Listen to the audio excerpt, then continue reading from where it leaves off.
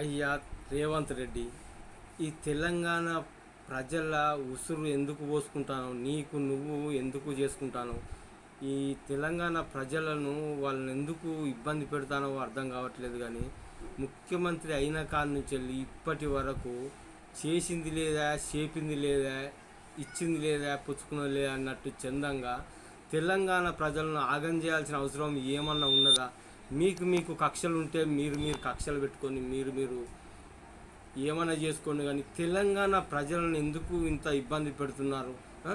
ఒక్కొక్క ముసలోళ్ళు వాళ్ళు పైసలు పడకపాయని అరిగోస పడతాళ్ళు, రోడ్ల మీద బ్యాంకులో పొట్టి పోస్ట్ ఆఫీస్లో పొట్టి తిరుగుతాళ్ళు, రాదని వాళ్ళు అరిగోస పుచ్చుకోబట్టి ఆ ఉసురు నీకు కొంచెమన్నా తాకదా?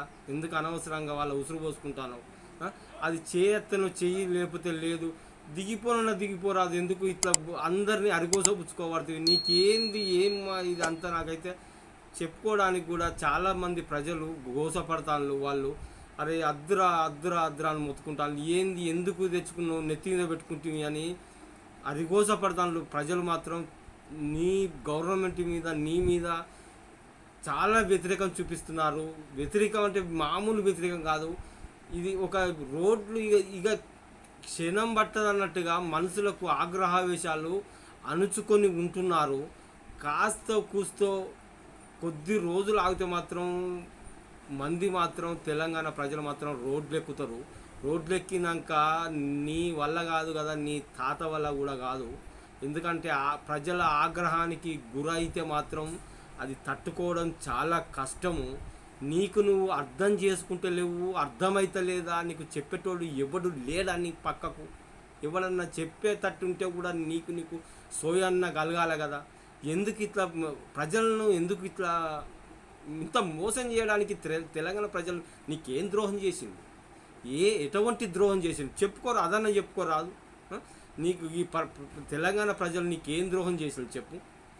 ఎందుకు ఇట్లా నెత్తి మీద పెట్టుకుంటే మంచిగా వాళ్ళకు నువ్వు ఏదో చెప్పింది, నువ్వు ఎన్నికల ముందు చెప్పింది, అది నీకు సాధ్యమైనంత వరకు ఇది సాధ్యమవుతుంది, ఇది సాధ్యం కాదు, నేను అప్పుడు అనుకున్నా కానీ నీకు దిగదాకా లోతు తెలియదు అన్నట్టుగా నువ్వు విమర్శించుకొని ఇది ఉన్నది, గిది ఇస్తాం, గిది అయితేనే అవుతుంది, లేకుంటే ఇది కాదు, మన వల్ల కాదు, తెలంగాణ మళ్ళీ అప్పుల పాలవుతుంది, గిది గంత కాదు, గింత ఇద్దాం గింత అని చేసుకొని నిర్ణయం తీసుకొని తెలంగాణ ప్రజలకు ఏదో ఒకటి చెప్పరాదు.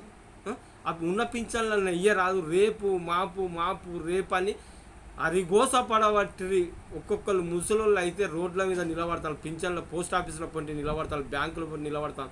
ఇక పడ్డదా అని రోడ్ల మీద అడుగుతాను. దిక్కు తోచని పరిస్థితిలో ఉన్నారు. ఎందుకు ఇట్లా వాళ్ళ ఉసురు పోసుకుంటాను? నీకు నువ్వు సమర్థించుకోవడం కాదు, ప్రజలకు చెప్పరాదు, ప్రజలకు విషయం చెప్పరాదు. గీ వల్ల గింత అవుతుంది, నేను అనుకున్నా కానీ అంత ఇయ్యలేము, ఇంత ఇయ్యలేము, గీ ఉన్న కాడికి గిది సర్దుకుందాం, గిది ఇద్దాం, ఇప్పుడు కాకుండా ఇంకో ఏడాది వరకైనా మళ్ళీ పెంచిద్దాం, గింత పెంచుదాం, కొంచెం అన్ని తెలంగాణ అంతా సర్దుకున్నాక మళ్ళీ పెంచి మళ్ళీ ఇస్తాం, ఇంకో 6 నెలల వరకు, ఇంకో ఏడాది వరకు ఒక్కసారి అమలు చేయడానికి కూడా నాకు సాధ్యపడతలేదు. ఇంతవరకు పెంచిస్తాం, ఓ 500 1000 రూపాయలు పెంచిస్తాం. 500 పెంచిచ్చినా మంచిదే, వాళ్ళకు సంతోషం కలుగుతుంది. ఇంకో 500 ఇంకో 1000 రూపాయలు ఏడాదికో అటు ముందడికో పెంచిస్తాం అంటే ప్రజలు కూడా సంబరపడి వాళ్ళకు కూడా కొంచెమైనా ఆలోచన చేసుకుంటారు కదా. ఎందుకు ఇట్లా అరిగోస పుచ్చుకోబడుతుంది ప్రజలను? నీకేమవుతుంది చెప్పు? నీకు కాలు చేత కన్నా పిల్ల పాపలు ఉన్నారు, వాళ్ళకి ఎందుకు ఈ ఉసురు తలుగుతుంది? ఎందుకు అనవసరంగా? నీకు నువ్వు సమర్థించుకొని చెప్పిన మాట నిలుపుకోవడం సాధ్యం కాకపోతే ఇంతవరకు చేస్తాం, మిమ్మల్ని ఏం అన్యాయం నేను నిలబడ్డా కాబట్టి గిది ఉన్నది, గిది చేస్తామని చెప్పరాదు? జర చెప్పండి.